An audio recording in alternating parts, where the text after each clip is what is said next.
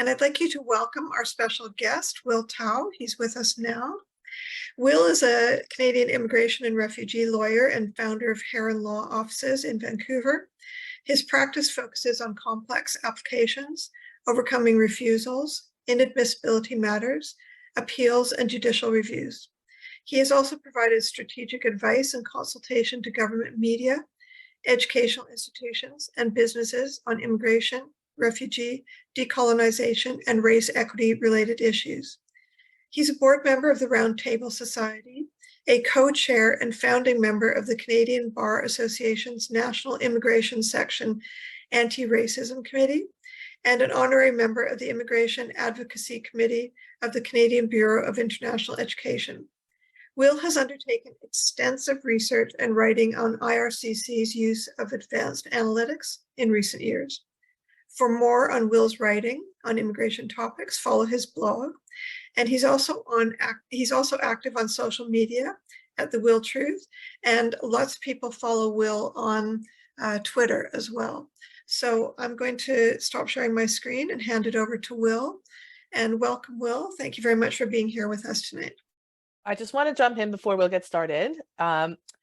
Given that we probably have a lot of questions for Will and we don't want to take up too much of his time, if we don't get to your answer, please email either myself or Rhonda, and we will collect all of the questions.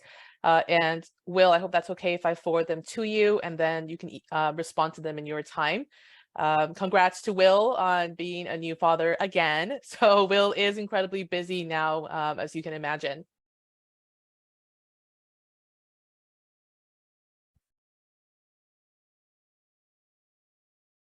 Will, you're muted. Okay, good. Sorry, I was locked out from unmuting myself. Good, thank you so much for being here, everyone. It's a real privilege and honor to be again in teaching space, and I think Tiffany and Rhonda and I go back quite a few years on that front, so it's always good to be here. And I will have to apologize in advance. This is my first major kind of public engagement gig since my baby was born, and I've been kind of under a rock, and my throat's been sore for like 2 weeks. So if I lose my voice and I start croaking, apologies in advance. All right, so let's, I think am I sharing now? Yeah, let's jump in. I always begin my presentations with the territorial affirmation. I think it's important to the work we do. I think it's important to the context of and the conflicts that we all have when practicing as immigration consultants or lawyers.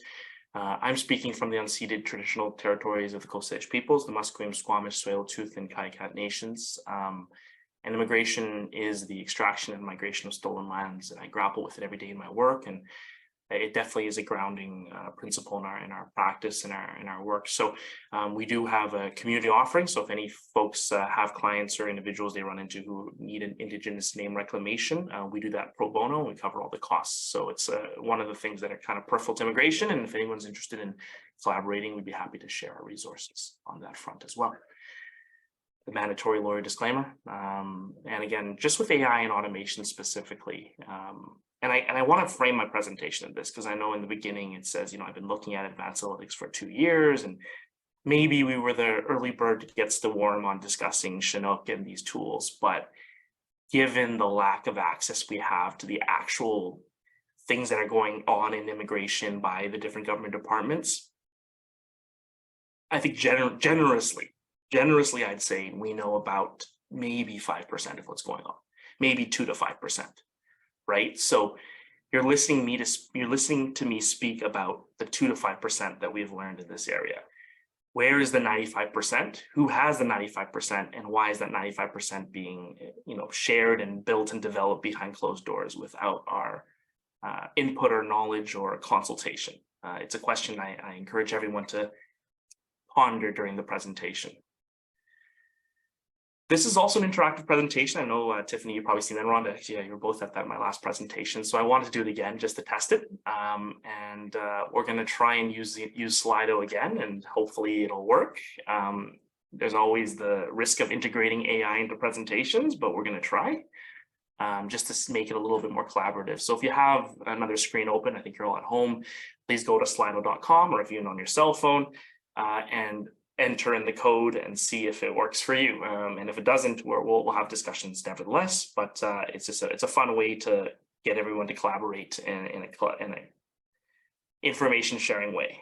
Although I have to admit, when I added it to my Google as an extension, they did ask some things about privacy, and just like many of you, you kind of skip through it. And who knows how much of this information this Slido company may know more about me than I know about their tools. So that, it's another thing to think about whenever you're integrating AI. So, big flag for anybody who's putting client information into ChatGPT. You probably shouldn't do that, right? That's you're probably going to breach some ethical codes doing that. So I want to give a shout out to Rihanna and Nilafa, two of my students. I think they're on the call today, but they've been helping me, and I think they're in the background. So if there's any issues, please flag me. We're going to be collaborating on this presentation throughout. So here's the Slido. Please join. Here's the code, and let's jump straight in.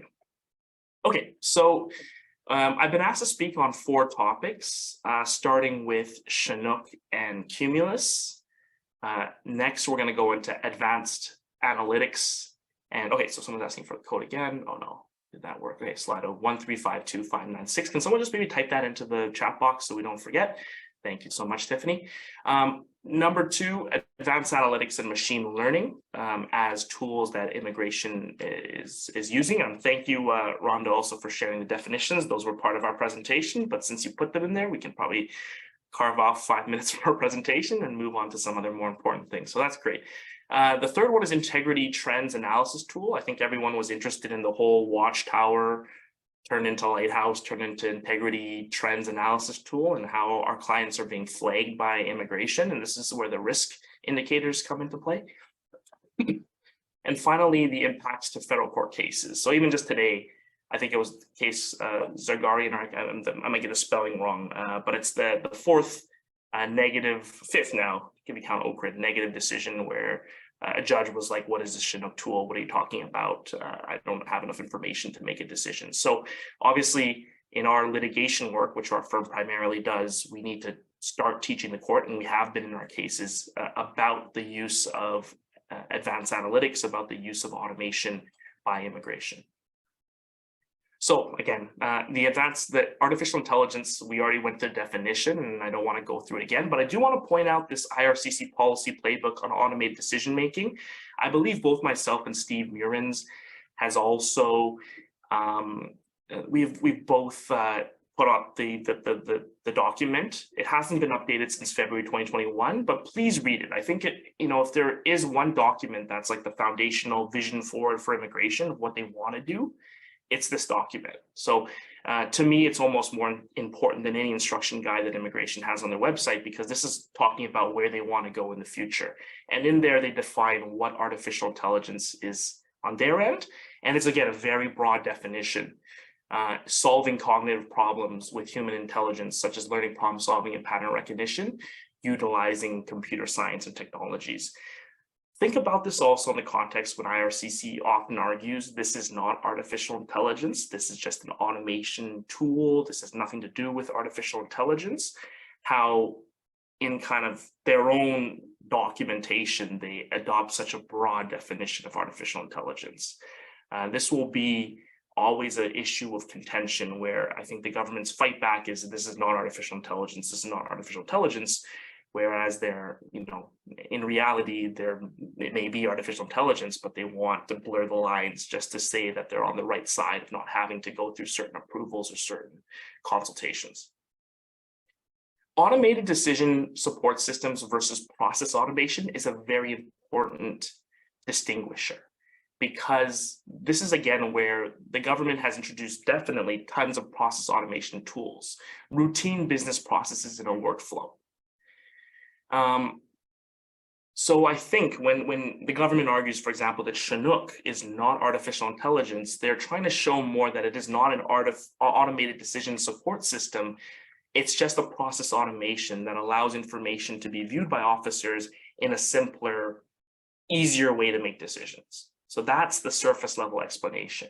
But in their own definitions of both of them, they make very clear that it's often a blurring line between what's an automated decision support system and what's process automation. And in process automation, oftentimes if it can lead to some sort of impact on the decision of the officer or influencing the decision of the officer, it could step into the realm of an automated decision support system. And if it goes into that realm, then they will need the additional things such as an algorithmic impact assessment or certain steps to actually look at the impact of those systems. Whereas simple process automation tools don't need to go through that process. So again, be very critical when the government says they're using automation tools, because you have to tie it to whether or not it could impact a decision or influence an officer's decision in any way. If it does, it's more likely an automated decision support system. Black box is an important word. It's being thrown around. I think at the recent presentation of immigration to the lawyers at the CBA conference, they were again saying we don't have too many black box algorithms. And the idea of a black box is that these tools are running with deep learning systems behind the scenes. They can't be explained. So if a decision cannot be traced back to the rules that were entered or what the officers does, then in the end of the day, that is a black box system. From what we know right now, IRCC has indicated that none of their advanced analytic systems utilize black box systems, so they can be traced back to the officer's rules or to essentially how the decision was made. There's an audit trail available, but for one thing, and that I believe that one thing is ATIPs right now. Yeah, so the web form, I think it was either ATIPs or web form, but one of those is utilizing a black box system where we don't know how the triage is working, and it's being done by machine learning. So expect more black boxes moving forward, because that's essentially when you hand over the keys beyond sort of the manual input of rules into the machine starting to run its own rules and do its own thing. It does take a deeper level of sophistication of the systems before it gets to that point, though.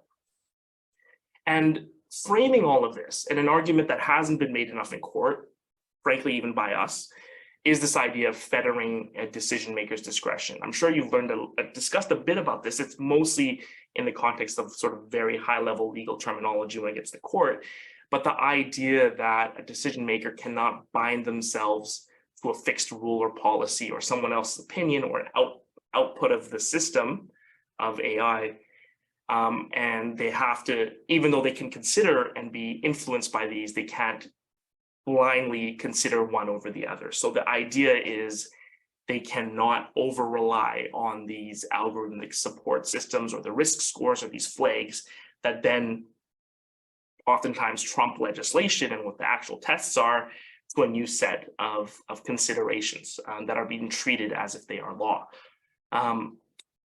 I do think decisions are being fettered right now.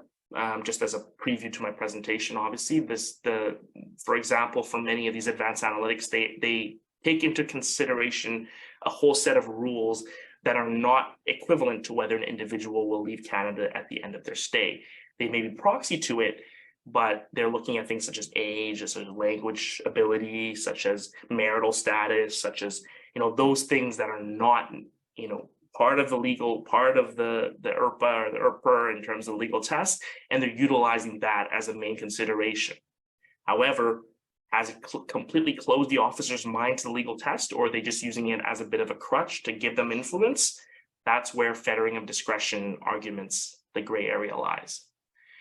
So and this is from the policy playbook, but what they're concerned about with this whole decision-making AI situation is they do not want to divulge too much information to allow individuals to game the system, right? Because the concern is in the future that immigration is no longer about what you say, what your stories are, your support letters, even your potential evidence.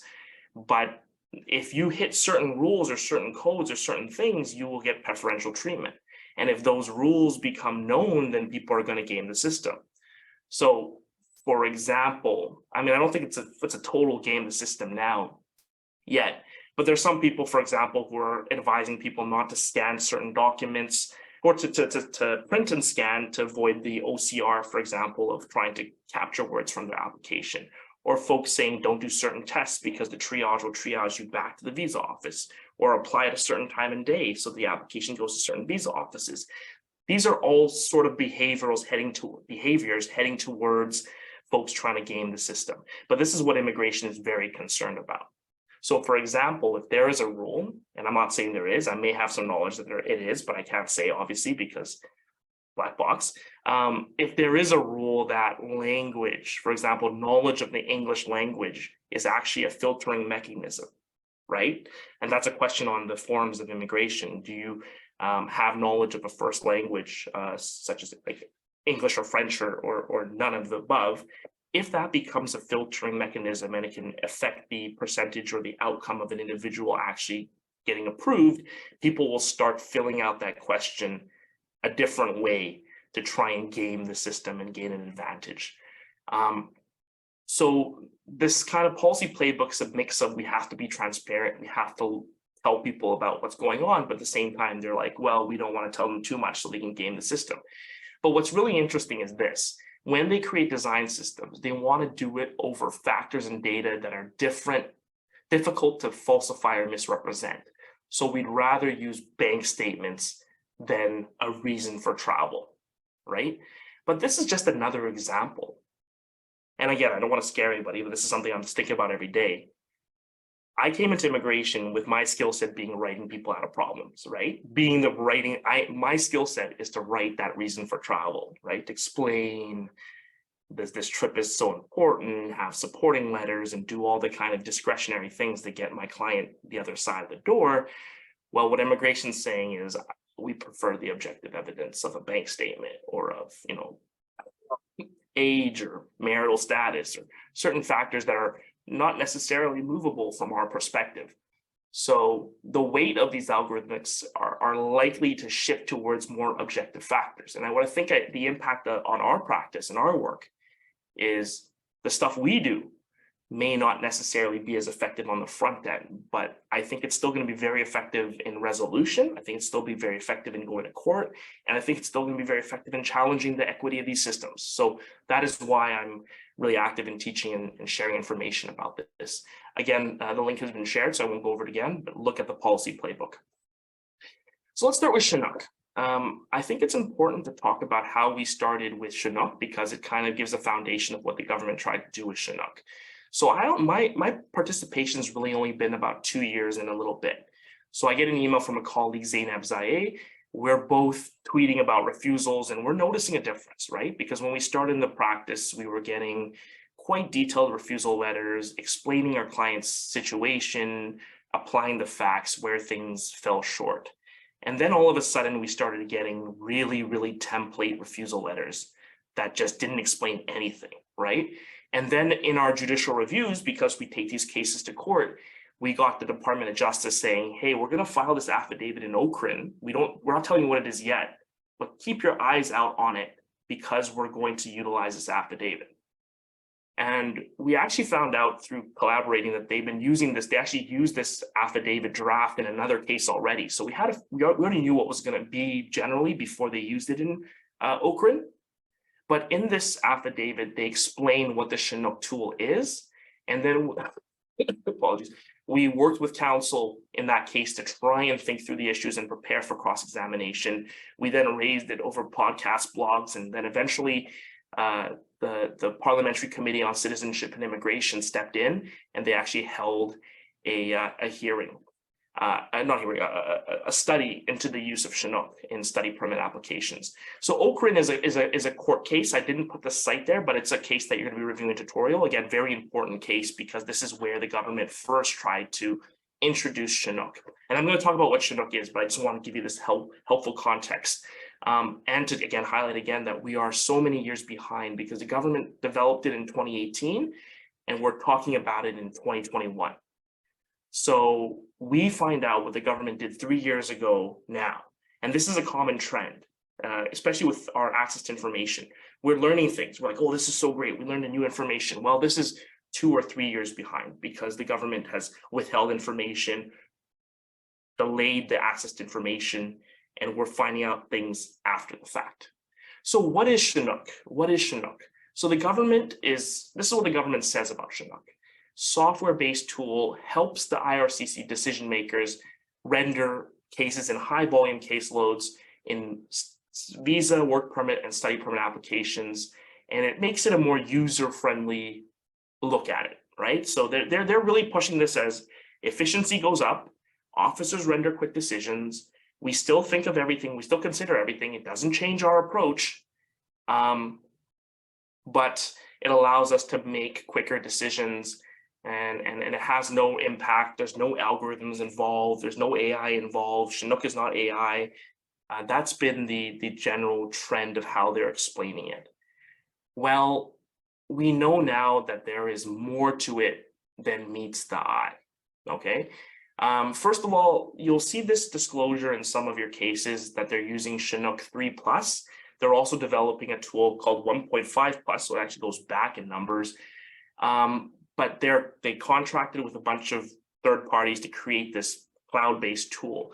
And the main goal of this tool, and they never say it publicly because they don't want the smoke from it, but it's bulk processing. So remember that, bulk processing. The idea is they had to, in the past, go to each file, open it up, go to GCMS, enter the notes for each client, and decide them individually. Now they can put the file on one spreadsheet, or it shows up in one column with hundreds of cases.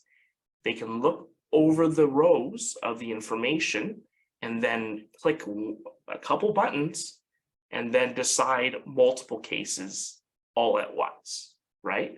So think about also in the context now of advanced analytics. The idea of advanced analytics, and I'll talk about this later, is to essentially skip the whole eligibility process just so it goes to security and background checks. What that means is Chinook, more likely, whatever the tool is, Cumulus, moving forward, the main goal of these tools essentially is to bulk approve and bulk refuse, or bulk decide cases for refusal. And think about it from a procedural fairness perspective too. Are they actually looking, and I mean, I guess reasonable is too, but are they actually looking at the documents you are providing if what they're given is this simplified table or row, and they're able to make decisions on multiple files all at the same time, right? And it looks a bit like what you see on the right screen there. So it has a row, has all the information, process multiple applications at a time using the paddle. And we know now they're using it in family class, sponsorships, postgraduate work permits, extensions, refugee cases, seasonal agricultural worker program.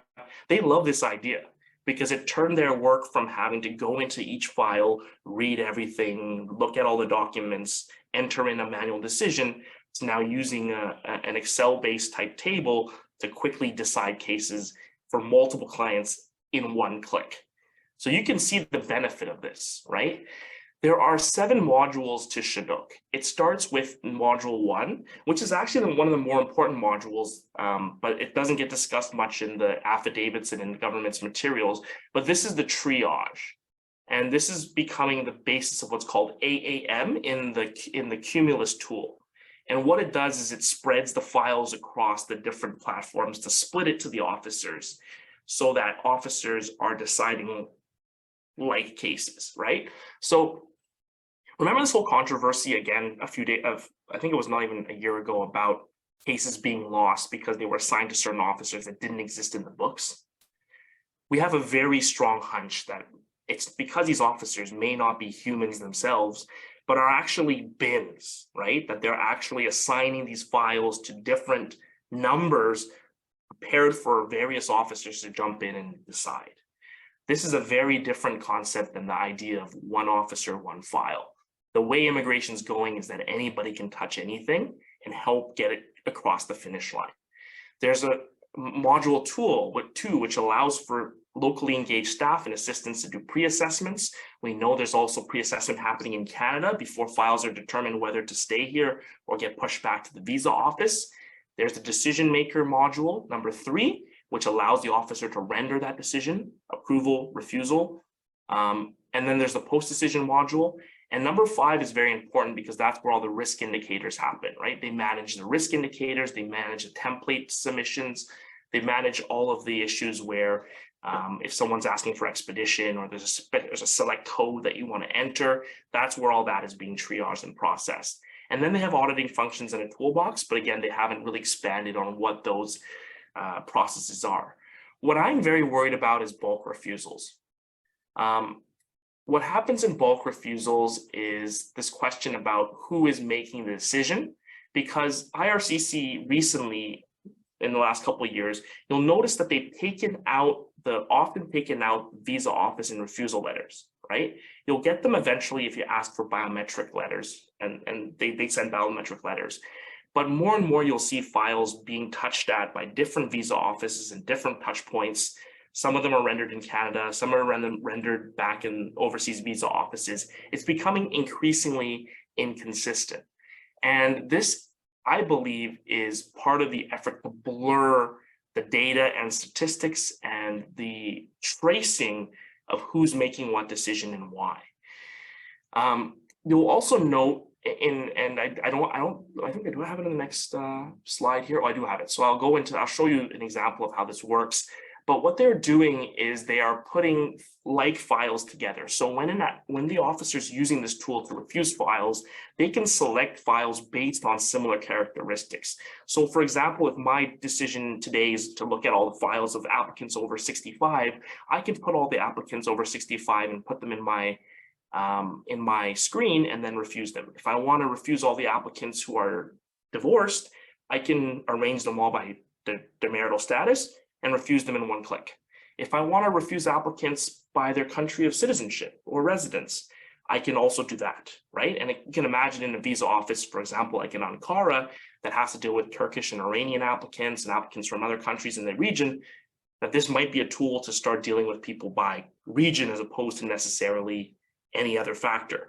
So there is not transparency, but we did hear, for example, when they first rolled out Chinook, the US visa office was very hesitant to utilize it.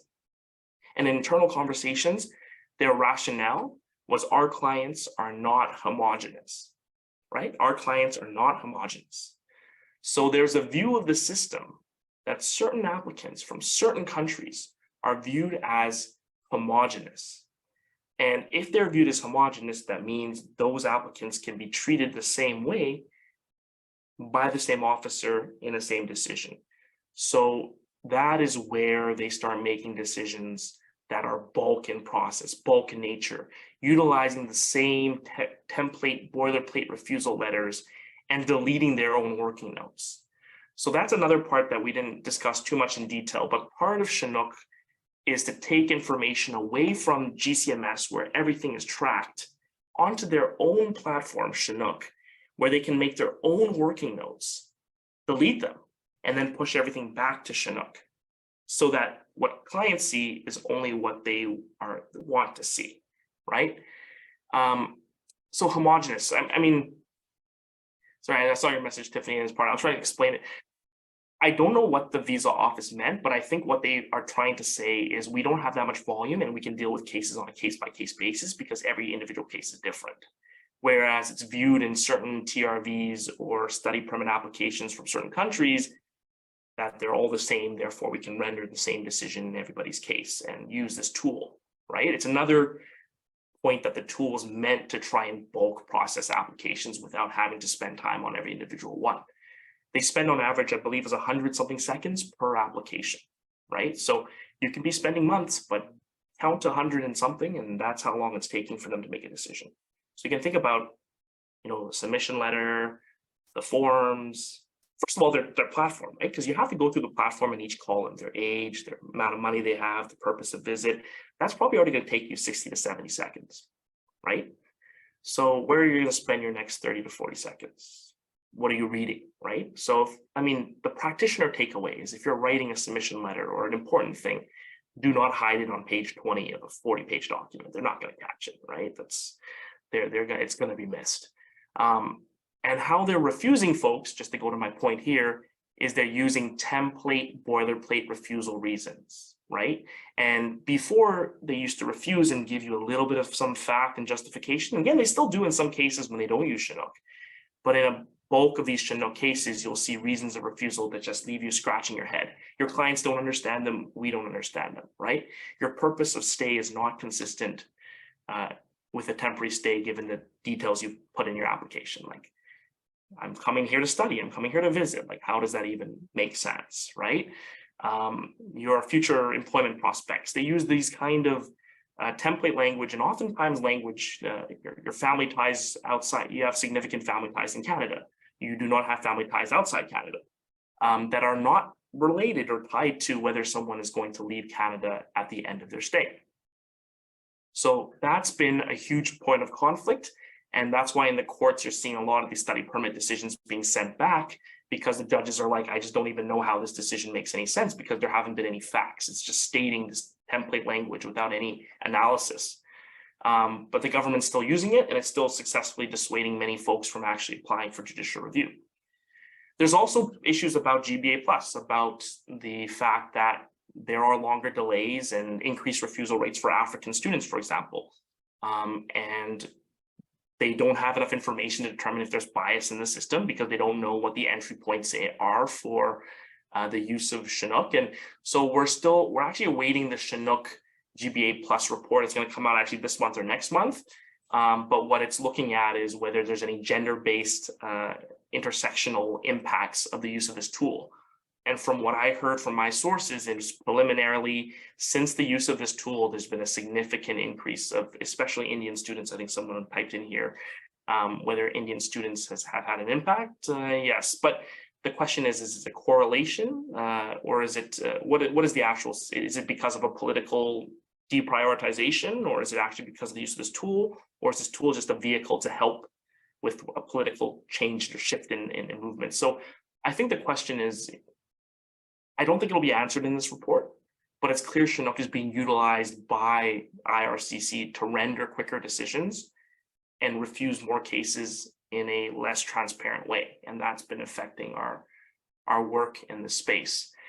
So again, this is something that folks didn't know. I talked about in my last presentation. I believe you were both there, Tiffany and Rhonda, but just so important to notice that, look at the top right column here: approval, refusal, run, refusal 2, refusal 3. Right? So group file, single file, all files, and the string allows them to string together applications. So what they've essentially set up, if you want to think about it, are 4 buckets: the approval bucket, the refusal 1 bucket, which combines certain grounds, the refusal 2 bucket, which combines certain grounds, and the refusal 3 bucket, which combines certain grounds. So when they refuse a case, they're essentially fitting it into one of those refusal grounds. So that's why you will see these cases with the same 2 or 3 grounds. Often the whole temporary stay non-consistent, that one finds its way, purpose of visit finds its way, but they create these buckets and they fill applications under those buckets. And again, the parliamentary committees were not happy about the results. They had some concerns about the refusal rates utilizing Chinook versus what they were beforehand. And you can see in the chart what that looked like, and that's from the report. There were significant jumps starting with the use of Chinook. And then they recommended a report into the intersectional impacts, as well as recommending an ombudsperson to review the use of Chinook. There was a second follow-up report on fairness and equality in decision-making, and they looked at electronic processes, and they had concerns about the data, the word flags, the historical conscious and unconscious biases that were inputted in there. So I think I'm going to try and semi-answer questions that are brought in as I present. I think as of right now, for at least the refusal buckets, they don't automate refusals. Immigration has said we don't use AI for refusals, so it still has to be manually put into those buckets. That's what we understand as of now. But the way that they're able to group and classify applications allows them to bucket certain folks. For example, if today I want to look at all of the non-married 45-plus-year-olds from India, I can search that up in my toolbox in a couple seconds, and it comes up with 60 applications. I can, put them all into the box that they won't come back, because I don't think they're mobile and have no dependents, and I can, get that decision rendered in a few minutes there, right? And then I met my quota, I did my work. I didn't have to waste my time looking at anybody's sob stories. Let's let the system play its way out. So that's what we've seen, and that's the concerns we have, and that's why the parliamentary committee was also concerned about the cookie cutter refusals and the lack of actually looking at the individual's circumstances. So again, I don't want to be I don't know the term is Debbie Downer, but I don't want to be a downer. Like, I think this is still important work for all of us to do in this space. But it's something we have to inform our clients about. We have to inform our clients about, because I think this day and age of folks being like, no, we're going to write an amazing letter and convince the officer and turn this case around, even though you have 5 previous refusals. Those days are no longer exist. They want your clients need to know there's Chinook. Your clients need to know that there is advanced analytics and their applications are being triaged. And your clients need to know that the immigration officers may not read everything and will be refused, and then we'll have to either go to court, submit a reconsideration where we complain that they're using these tools, or reapply, and maybe the 5th time the charm, right? There are certain visa offices that do have a rule: if you apply a certain number of times, they're going to get a human to actually look at it. So maybe you roll the dice that your 7th or 8th application gets looked at properly. So that's the reality of the system that we're in right now. Cumulus is the new cloud-based processing tool, and Cumulus, there's a couple reasons for Cumulus. Number one is, I think Chinook hasn't been the most user-friendly. There were also privacy concerns with Chinook. So one of the big concerns was it doesn't meet security requirements for storing data. It's a security risk. And then the other part is just Cumulus displays information in a cleaner format to make it even easier for the officer to review. The other thing I noticed with Cumulus is they've actually broken down the triage to the processing unit. So, and this is something I think that government is kind of smart about. Where Chinook, they kind of try to build a catch-all tool. And in fact, in the beginning of Chinook, they actually had a lot of artificial intelligence running through it.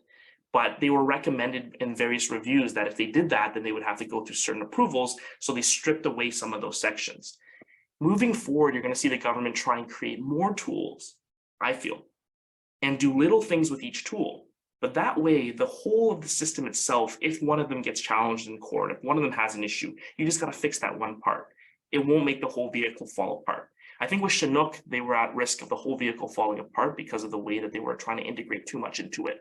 So they're separating the triage, largely done by artificial intelligence, to the actual processing. And Cumulus will be the new tool for trying to process applications. Right now, they're using it for permanent residency. They're starting it for the spouse and common law and partner tool applications, but they hope to use this for all temporary residence line of businesses.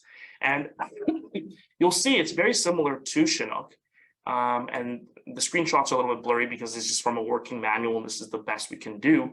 But you can see how the applications are listed in order, the type of application, the eligibility, the criminality past. It has like a whole row telling you everything that's going on and allows an officer to render a decision in a toolbox quite quickly to make a decision. And then the documents, it's interesting, the documents show up in a preview format. So you know how when you're in your like application folder, or some of you have a Mac, I think I forgot what the folder is called, but you kind of have the kind of document on the side open quickly, allowing you to click through each one and just quickly view it and just move on. That's the way immigration tends to be reviewing documents now, right? They're not opening it up individually and spending 5 minutes on it. They have this, in an accessible tool that they can just go through each one, skim through it, maybe catch a word or two that they want to enter some facts about into your decision, but otherwise that's that, right?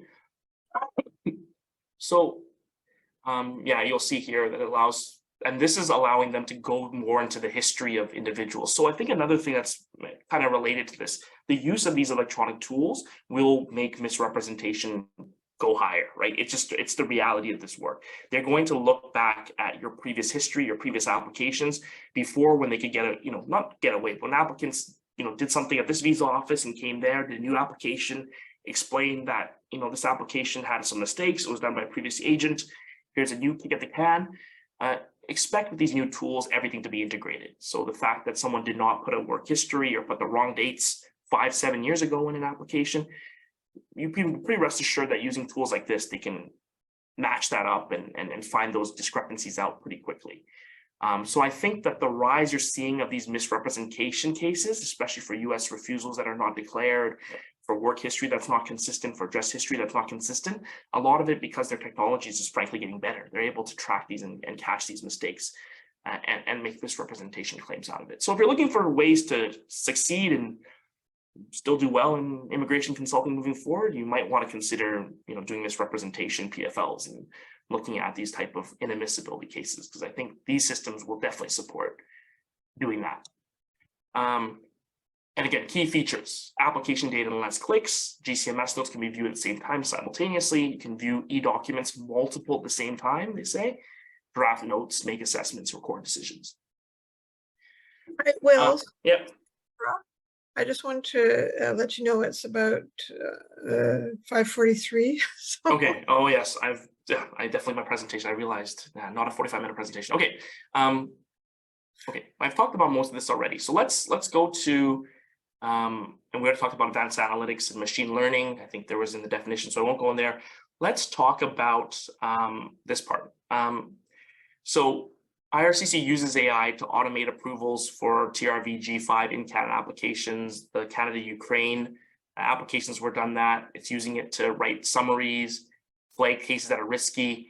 It doesn't use it yet to render a negative decision on applications. There's always a human involved. That's one of their arguments. It's not AI. There's always a human involved.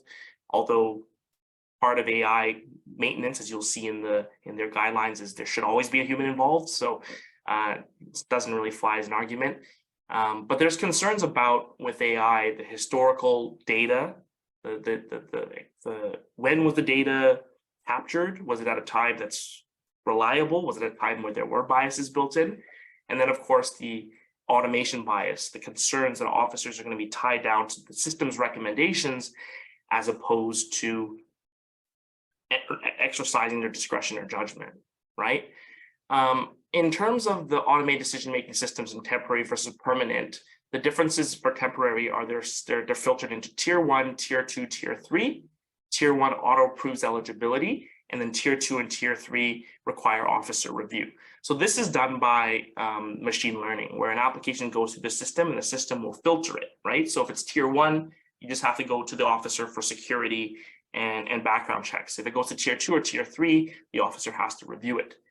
And the officers are not supposed to know how a file is being triaged. Although, I submit to you, if an officer doesn't have to do security check, they know it's 2 or 3, right? Like, it's kind of this idea that they don't know what's going on is a little bit, I would say, not true, because if they don't have to do certain steps, they know it hasn't done certain things, right? So they, for example, if a visa office doesn't want to just focus on tier 1 cases, the officer will know that there's some cases that are more complex. And then there's a question about their use in refugee and seasonal agricultural worker programs, which are high risk categories, and how are they using it? They haven't been at all transparent. For permanent residents, what they do is they use the green bin standard bin. So green bin cases, again, similar to tier 1, fast track for eligibility. And then those that are not go through a manual officer review, and they're applied right now primarily to spousal sponsorship, TR to PR, express entry. And then again, the questions of use in something like humanitarian compassionate grounds, which are so much focused on the submission and the materials that are provided. So if you want to take a look at this, this is just showing the loop of how decisions are made. It's a very interesting map though, but it shows how files get triaged in immigration, right? And they do have certain rules. If officers have rules that pull out files, they may go to a pre-assessment and go to the visa office for special consideration, but generally it's tier 1, tier 2, tier 3, and then a quality assurance testing that the system is working loop. And this is the one for the spouse in Canada triage. Application, triage, green standard, eligibility, human, and then ultimate decision. So there's one of the big questions moving forward is, what are the concerns for delays on applications, right? Because if the visa office refuses cases on a consistent level, that's data that will be entered. That might look like there's discrimination in processing and real concerns of the misapplication of this system. But what if they just delay cases, right? They don't refuse them, they just delay them, or they drag them on to the point where the applicants themselves are walking away because delay is punishment and they don't want to pursue it anymore. Or like, let's say I'm doing a TRV, I'm coming here for a funeral, that funeral passes, I don't have a reason to be here anymore. And then I withdraw my application. Well, I would submit to you that this is going to be an increasing factor of discrimination that might evade some of the statistical tracking. So start personally in your own practices tracking how long it takes for a certain file to be processed. Because the ones that are simple will be processed within days. And the ones that are complex, that the system shoots for human review or has some security check, those ones will be delayed for a long, long time. And you'll be seeing it for sometimes even years on simple. I have some that are 1-2 years delayed on a temporary resident case. And if it was an applicant from Australia or the UK, they'd be here in 4 or 5 days, right? But that's just the reality of how these tiering systems and rules are applying. And sorry, Lingyan, your question about how to get a client in tier 1 in Greenville is exactly why immigration will not be telling people how to get into tier 1 in Greenville. They don't want people to know. We do know some tier 1 factors though. So if you have a US visa, if you have never been refused, if you're applying as a single applicant, and these are from like pre-AI binning systems, right? But that's why you're also seeing some folks recommended to go apply for a US visa first before applying to Canada, right? So there's a lot of this kind of, people are starting to already game the system in terms of thinking about ways to fit into tier 1, because they know if they have something and they're tier 1, the next time they apply, they'll be fine. But if they have a previous refusal already or a negative impact history and they answer any of the statutory questions negatively, they might be stuck, right? And they might be, the processing times are never accurate. I completely agree with you, Tiffany. They're completely just made up all the time, 80% of cases. And it's the 20% that are the problem, right? So, okay, so let me just see if I can speed up a little bit. I only have 10 minutes left. My bad, it definitely overestimated the amount of time it would take to get through the intros and stuff, but let's go through this quickly. I think it was a fun exercise. I'm going to share all these different tools with you. I'm not going to go discuss them, but just reading this list: advanced analytics triage for visitor record applications. This is called it's for the visitor record. It's inside Canada. They automate those.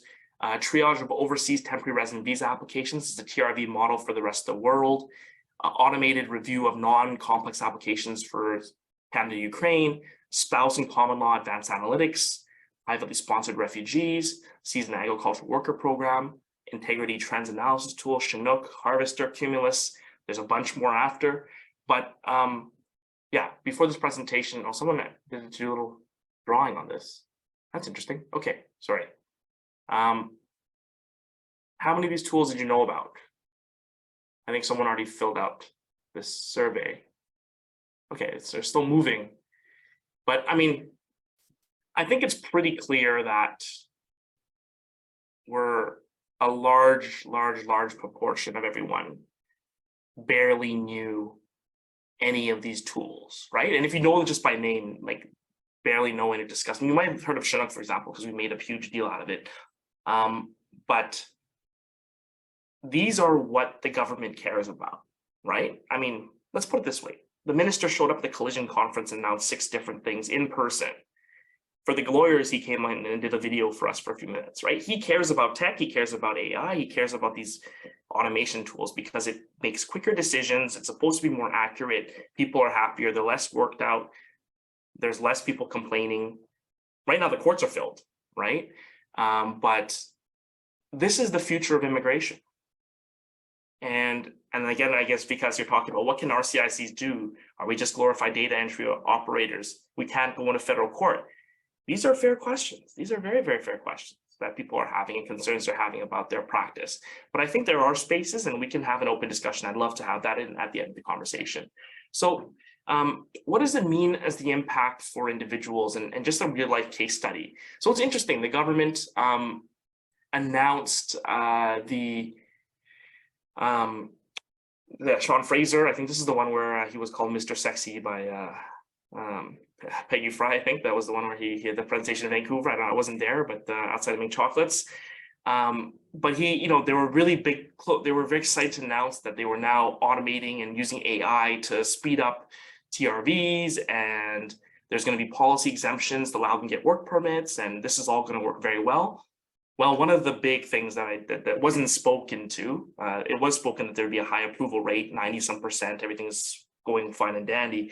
But one of the things they didn't talk about was that the directive of automated decision making, because they're changing the scope of the use of AI beyond, they have a TRV for the rest of the world model just for TRVs, and they have a spousal sponsorship model.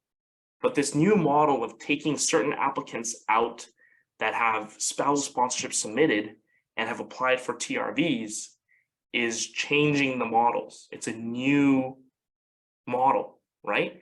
And in order to do a new model, they got to get certain approvals, and they have to run certain studies, such as the GBA Plus report, especially because there's a new directive that requires them to go through certain steps when they're changing the scope of their existing use of artificial intelligence.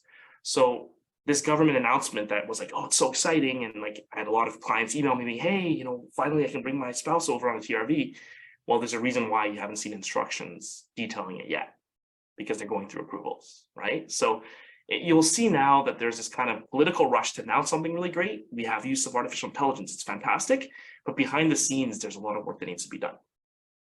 So it's a real life example of the importance of governance, the importance of these policies and the importance of these directives to ensure that when government decides to automate decision making in a certain way, that it's being properly reviewed and assessed by experts, by independent reviewers before they implement. And they have a process that they have to go through to highlight the risks and get third-party approvals before they move forward. So where does Canada stand? We have the personal information protection. Again, privacy is such an important thing. I think it's going to be increasingly important in our own practices moving forward, keeping our clients' information private. Again, that's where don't be entering, please summarize my client's case for me, ChatGPT, and entering like all their information into. There are people who are doing that. I've spoken to a few people who are doing that. That's no, right? Directive on decision making in the automated decision making, algorithmic impact assessments that they're required to use, but a lot of soft law tools. There is expected to be an Artificial Intelligence and Data Act that's coming into effect in 2025. There's these weird drawing lines on my presentation for some reasons I didn't draw, so I don't know how they all showed up. Interesting. But anyways, know about the Artificial Intelligence and Data Act that's coming into effect in 2025, because first they're going after private users of the private companies and assessment of in the use of artificial intelligence, but they're soon going to the governments definitely have to come with parallel regulation of their own use of it. And it's going to have to go beyond probably the automated decision-making directive and their own current tools. Dana L. Edwan. Interesting. Individuals are drawing lines along my presentation. I didn't know this was possible. Cool, I guess. Okay, so I only have 5 minutes. Definitely timing issues. Integrity trends analysis tool. So this is the risk flagging tool that the immigration is using. It's a machine learning tool. They took 800 applications, I believe, and they built a rule system around it for study permits, and then they use it to flag. And their risks are asylum claims. Who's going to make asylum claims? Who's going to misrepresent it? Who's going to be part of organized crime? Those are some of the factors that they're looking at. And when they flag a file, that's when they start going into further review of it and requiring the risk, or it could be acted on by the risk assessment unit. So I want to just read the algorithmic impact assessment, but I really wanted to focus on this because this is where we actually got disclosure of what this looks like in one of our cases, right? So we saw in one of our cases, the same time a decision was rendered on completely different facts, they flagged this file for these situations. So this came alongside the refusal letter. What they did in this is we found out that they were running our client's application for a study permit, Cuban applicant, and Mexican visa office, through the risk flags of New Delhi, of the National Central Database, of Ankara, of all sorts of visa offices to flag for concerns. And once they had the concerns, then they refused the client, but on very different grounds. right? But this is very interesting because we saw it on one file and it's supposed to be redacted by immigration. First of all, according to their own algorithmic impact assessment, the visa officer is not supposed to see this. In this case, it's the same entry from the visa officer who rendered a decision that put in these notes. So clearly that wasn't followed. Number two, it says, please refer to this risk assessment unit for further verifications if required. What's supposed to happen is the risk assessment unit is supposed to be the only one seeing these flags, and they're supposed to act on it and only report back to the visa office making a decision if they spot something, right? If there is something that needs action or the person has been flagged and there's a problem, they're supposed to report back, hey, send a procedural fairness letter. In this case, they did not, right? They just refused the case on finances and some other grounds. But this gives us some concern, and it's a major cause for concern that all our applications are being put through a system to flag them for certain risks, right? And that those flags will then influence an officer to possibly refuse a case or not action it or to do certain things just because of the potential that someone's name matches the name of an immigration consultant who is in the risk category, or the school that they go to has somewhat been a concern for certain individuals. But this is the kind of stuff that I think in the future will be more impactful for decision-making than any of our submissions. It's their own risk flags on your client's files and your own, because of the school your student chose, or because of their name, or because of their certain, some organization they were part of years back. That's the reason your case will be refused, as opposed to anything they said. So this is going to be something to watch for. And again, bias, procedural fairness, and federate. It's already 6 o'clock. I'm a little bit late. Rhonda, I'm sorry, I know I'm demoralizing everyone with the presentation. I apologize. Yeah, that's right. I was just typing a message to everyone. If anyone has to leave, go ahead. And you may wish to review the last few minutes of Will's presentations on the video when the video is posted. But yeah. We'll let Will carry on. Okay, yeah, I'll just be a couple more minutes. I think, because especially with the federal court part, there's not much to report because, again, the Department of Justice, and I'm very critical of this practice, but they've really just brought up cases. And part of it's the applicant's fault too. A big part of it's the applicant's fault. But they're litigating strategically, as they did in OCRIN, those cases they want to make a point in court. So if you're coming in like we often do with very, very strong arguments saying that there's something wrong with these systems that are influencing the decisions, that we know that they're not reviewing the actual materials, they're rendering boilerplate decisions, they don't want the court to hear these type of things. They're finding these cases of applicants that are just don't understand it, don't understand what judicial review is. I think in the last case, this individual who's fighting this case, they said they're trying to turn judicial review into cross-examination and there's abusive process. So one of our big issues is that we have had difficulty bringing this into the court. The other part, of course, is just the fact we don't have full documents, right? I have screenshots from ATIPs, but it's hard to bring that into as legal documentation into affidavits often because we don't have the full document. We have 2%, 5% of it, right? But the use of AI has been upheld. It's in the act, right? Section 4.1 of IRPA has a section that says the government can use automated decision-making. There's nothing wrong with the actual use of it in theory, but it's the way that it's being applied and the way that the decisions are now looking that don't demonstrate the reasonableness, the transparency, the intelligibility, the dots on the page, the logical function that the courts have envisioned decision-making to be. However, the counterpoint is that there's an argument that government is just so busy and there's no requirements to provide reasons, right? In general, there's no requirements for reasons. So what the government's arguing is that that's enough. They can just render these template boilerplate decisions and that's all we need to do, right? In Hag Shanas, the court was very, very critical of the applicant's arguments, saying that, again, there was no evidentiary record, but they're saying that the officer made the final decision and we should be looking at the officer's decision. It doesn't matter what tool they use to get there. It's the officer's decision. If it was reasonable, it was reasonable. This individual tried to argue, the applicant, that the risk flags should have helped their client speed up their case. It was a bit all over the map, right? And I'm not surprised the court came out on that direction. But then we have all these other cases, Zargar, Kashrafi, Zafari, and Raja.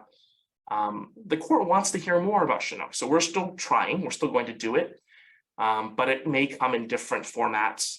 The government still wants, they want IRCC to greenlight the use of, or they want the courts to greenlight the use of Chinook and these tools to automate decisions and to allow for these quick template decisions, because their opinion, there's too many cases. We can't have the officer, and you can agree with them, right? There's millions of study permit cases. Who's going to spend? Where's the money to spend looking at each case for the time that it needs? Well, why is this tool first being utilized to kind of pull the applications and bulk refuse them or bulk approve them, as opposed to audit where those files that need more time are who's processing them and how they're getting processed? Right now, that's not the primary function of these tools, right? So there is that concern. Once we're successful in judicial review, an officer can then render a decision. The problem is, and this is, you have to tell your clients this when they go judicial review too, the first knock, you have these Chinook systems, you have these template decisions.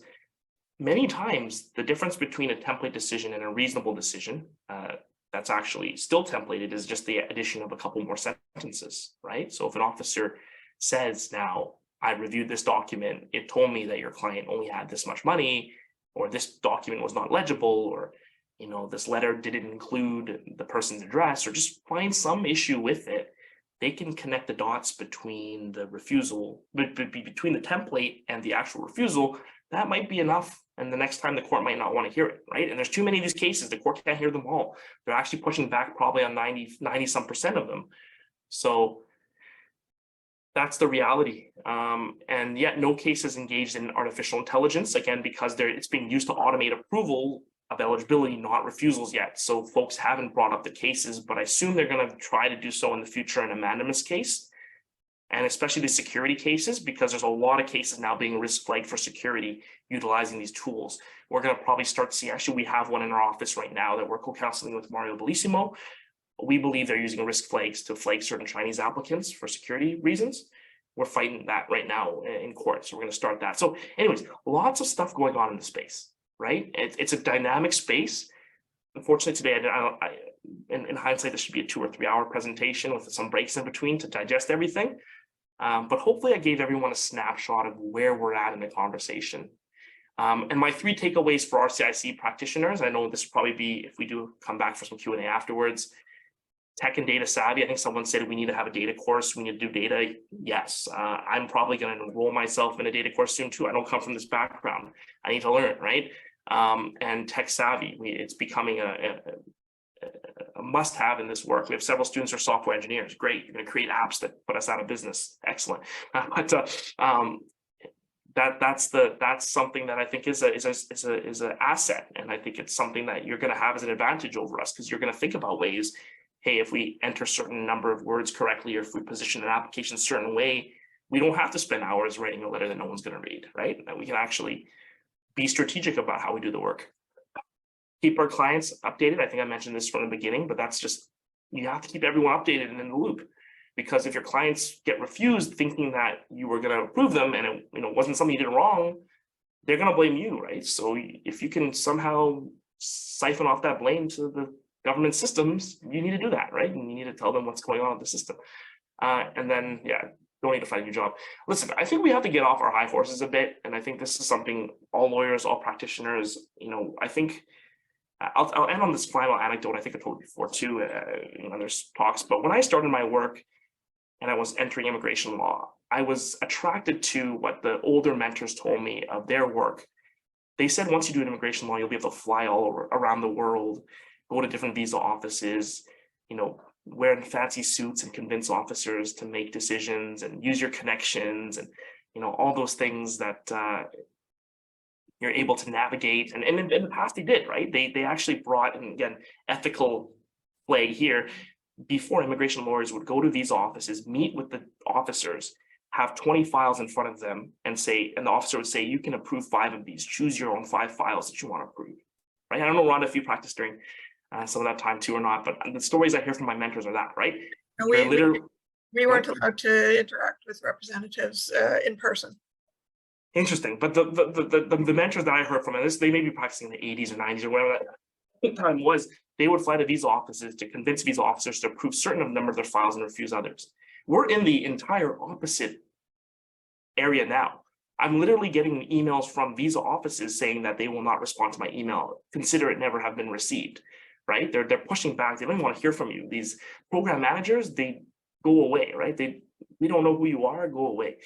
And in fact, on a negative end, if you have some negative files and you've done some bad work, you may be flagged in their system and you might get all your files refused, right?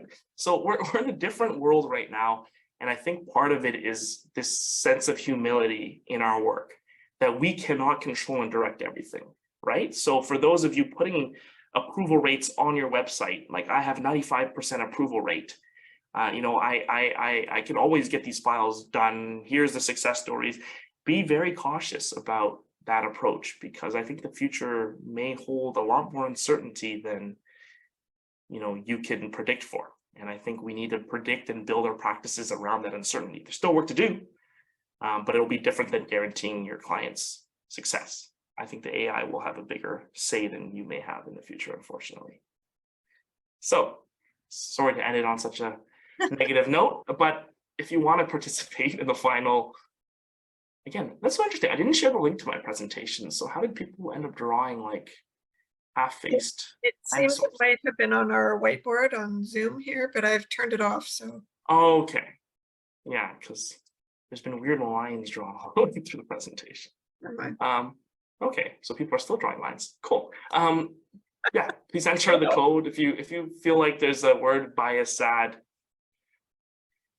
apprehensive. And again, I mean, I'm just going by names, but a lot of us, we're pursuing consultancies in this program. We have other professions. We're coming in because we want to represent our communities. We come in as racialized practitioners. This is where I'm wearing my anti-racism hat.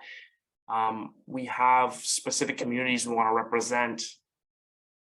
The reality is it's our communities that are targeted by these apps and tools, right? They're not, they could have used AI first on helping everyone get a passport quicker, but no, they were using AI first to shuffle through CRVs and study permits, right? To reduce the number of Indian applicants. And yeah, so a lot of negative words. I'm sorry, this seems such a depressing session. I'll give some hope. There's a hopeful there. I mean, AI is the future, right? People, I am hopeful that there will be no way around the AI future. Thank you so much. I appreciate the kind comments, and I'm happy to stick around. I have nowhere to really go. Thank you, Will. So if you want to stop sharing your screen when you're ready.